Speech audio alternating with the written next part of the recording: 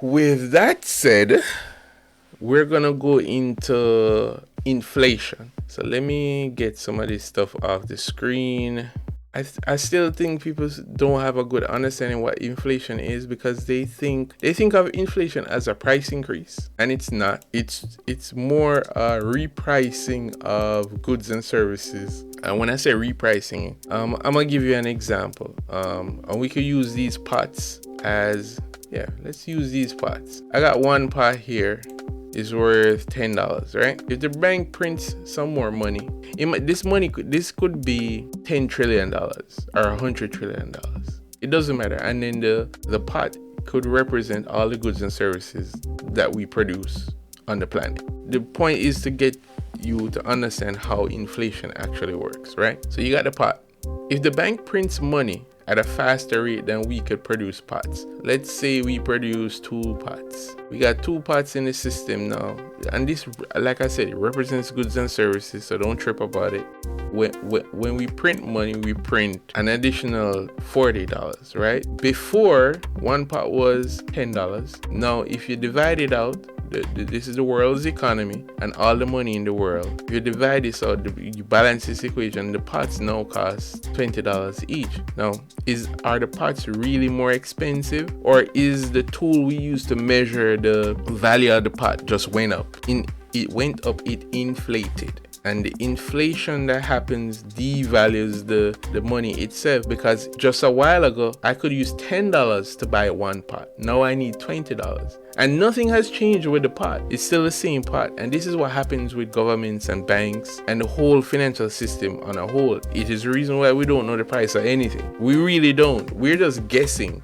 All the prices you see in the whole world's economy are just guesses as to what the price is. And it's always fluctuating because there's just so much asymmetry, and it propagates in the system and causes bank failures. It causes social unrest. You could even, this thing is so insidious, it affects even, like, say for example, racism. It amplifies all of the worst things in society, because if certain people have assets and you reprice things, just these parts could be houses. I just increase the amount of money in the system, and all of a sudden the house doubles in price, and it's still a used house. It's still that same house. Between January and in April, May, you're telling me the house just increased in value, like it became more valuable. All of a sudden, people just wanted to move in that neighborhood. All of a sudden, no, that's not what happened. When you play with the money, this is what happens. The price of shit just goes all the way through the roof, and some things have a bigger increase in price than others. Like real estate always going through the roof, and that is what people use to try to store their wealth so it doesn't get eroded down into the toilet. So that is inflation. Now the next part of this thing is inflation is very insidious. So for this exercise, we're gonna assume all these people want to buy houses and cars, right? Everybody earns money to a certain degree, but they always depend on the bank to buy these big ticket items because it's very expensive. Otherwise, they'd have to wait. And a car is just like a house. It's actually a utility. It's you need shelter, and you need a means of transportation to take you to the job or whatever else it is, like grocery shopping and so forth. If, say for example, Harry wants to buy this car and he saves up for it. If everyone in the economy had to save up to buy a car, say this car is selling for $10,000, right? If everyone had to save to buy it, it'll be $10,000, and consumers will gradually come in, and Harry will buy one, and then the next day Tom will buy one. But what if you find an easier way to get people to get the car? You give them a loan. They don't have to work for a year to save up to get the car. You could give them it now. So you go to the bank. What happens when all these 10 people, wonderful people, what happens when they go to the bank and they all get loans to try and buy a car, the same car that Harry wants? the price goes up, because each one of them is gonna say, I like that car, it has leather seats, it has this, I want it, the price is $10,000. And then the next person comes in and say, I'm willing to pay 11. And then guy with the axe is like, hell no, I need this car, I'll pay 12.